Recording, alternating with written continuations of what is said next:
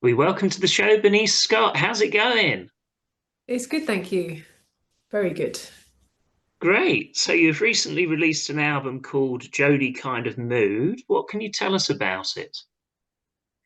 So, a Joni Kind of Mood is based around some of my interpretations of Joni Mitchell tracks that I love and feel a great deal for. And yeah, I called it a Joni Kind of Mood because I get this kind of feeling when I want to listen to her, and I'm sure that a lot of other people feel that way too. Yeah, brilliant singer-songwriter. Was she always somebody you looked up to? Was she always someone you admired? No, not really. Actually, I got into her in my late 20s. I didn't really listened to her before that, and I don't know a lot about her, but since then, obviously, I've excavated her catalogue, and yeah, I love her work. Great. And you're going to be performing on the 20th of July at the Pizza Express live in London. How much are you looking forward to that?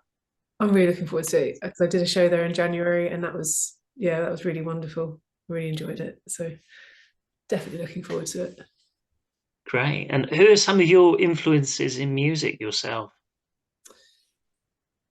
So I grew up playing a lot of classical music, starting out, with my classical piano stuff and studies, and then I guess I got into like Prince and later on some Sheryl Crow and yeah, quite a broad spectrum really, and a lot of jazz. I'm a big jazz fan. So who in the jazz world do you like? The jazz world, so like the classic albums or just generally who's around at the moment. Generally, who's around, I guess, Yeah, or classics, but both. yeah, no, actually, just earlier on, I was just listening to some Yusuf Days, so I'm really into he's amazing. So that's and then just all the greats, of course. Too many to mention. Well, yeah, I mean, obviously Miles Davis and all the yeah. I mean, I like the fusion stuff too. I like Return to Forever and that kind of thing. And I guess that branches off into other stuff too. You can go into funkadelic and that kind of that area of music. So which leads to Prince. So yeah, all kind of linked, aren't they? So, as you're quite into your jazz, would you like to play at Ronnie Scott's? Um, that is a great venue. That is an amazing venue. Yeah, of course. Intimate, isn't it? Very old school, but great. Yeah, yeah, Yeah. definitely. And of course, people know you from Simple Minds. How did that all start? And tell us all about that if you can. Yeah, I just got a call and was asked to go up and meet the band in Glasgow, and then it went from there.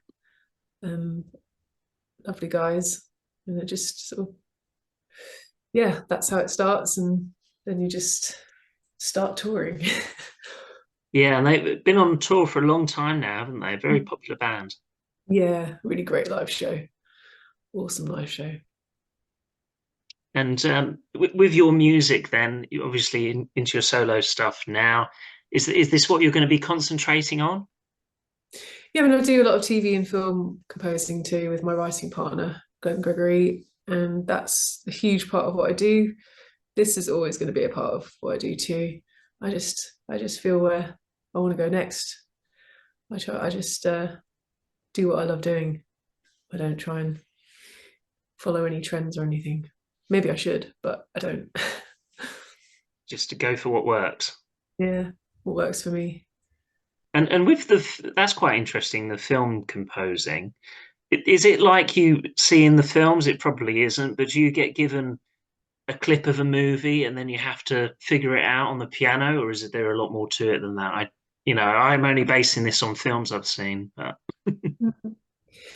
Yeah, there's a lot of different ways it can start. I mean, sometimes the director has a view of what he wants it to sound like. So you kind of put a musical mood board together before.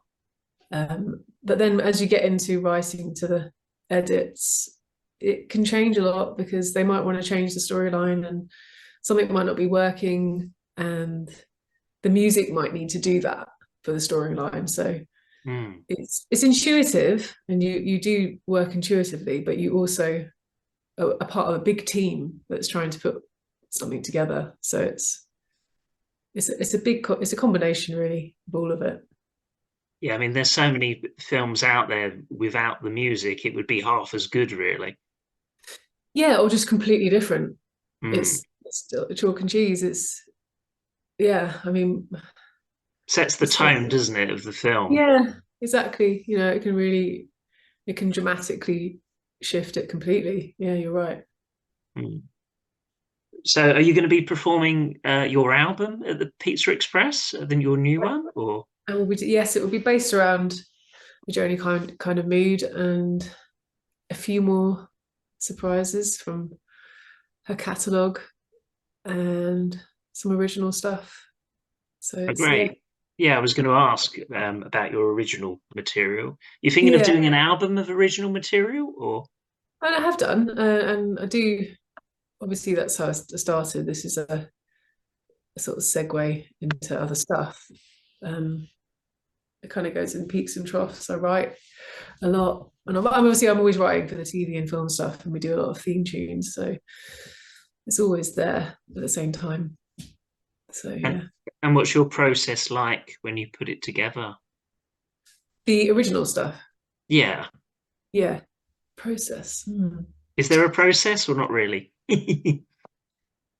If it can be just like an inspirational moment, or if it's writing to a brief and I've got deadlines, then you just do it and find it. You know, you get to a point where you've done it a lot, so you can generally find something. Whether it would be as exciting as another day when you're inspired, I don't know, but you can always mold it into what you want it to be. Hmm. Do you It start with the melody, or is it the lyrics, or can it be both? can be both, really. Yeah, you can. It could be. I quite like writing to titles. You know, if you have a title, it's quite inspiring. Or If it you can know just be what you're walking going to down the sing about. street. Yeah, yeah. It's or just something can just pop into your head, you know, and you just have to grab it or you forget it. Yeah, great. And putting you on the spot now, but I always ask my guests a song I would like to be played on the radio, what song you would like to be played on the radio. It can be anything. It can be one of your Yeah. songs, it can be one of your favorite singers, anything. Okay. Well, I always love hearing Stevie Wonder, but in particular, it's a mouthful to say after all these years, I still can't say it. Fulfillingfulness's final finale. So anything from that. And I'm like, yay, because it doesn't always get played on the radio. Great. Makes And so, sense. something from yourself? What would you like us to play? I would say perhaps All I Want, the Joni song from A Joni Kind of Mood. Hopefully that might be a little bit uplifting. Some, Yeah, I'm sure it will. And with Joni Mitchell, she's in quite a few films, actually, isn't she? I'm thinking of Love Actually. That's Joni Mitchell, isn't it? Do you remember? music, yeah. Yeah, Yeah, that's right. Yes. Yeah, I remember being in the cinema and they were playing the soundtrack to that. I mean, God, that what was that like 2000 and what year did that come out? Like 2003 or something? years ago. I mean, it gets Yeah. repeated every Christmas, doesn't it? But Yeah, that's just incredible. hmm. That album, both sides now, those reworkings. Yeah, It's it's really also interesting. it's also in another film. You probably haven't seen this, but it's a very good film. It's called Life as a House. This All is right. it's all about this man who's dying of cancer, and he finds out, and he's building this house, and he gets his teenage son, who he hasn't seen for years, to help him build this house. But it's also Yeah. in the film. It's a very powerful song, isn't it? That song. Both Yeah. sides now. Gosh, yeah, yeah. And yeah, just great poetry, so visual and amazing hearing her sing it through her career. So hearing her sing it when she was young, I don't know, was she like 20 in the early 20s when she wrote it, and then Mm. now sing it. It's very interesting. Yeah. Well, thanks a lot for joining us. It's been lovely to talk to you. Thank you so much.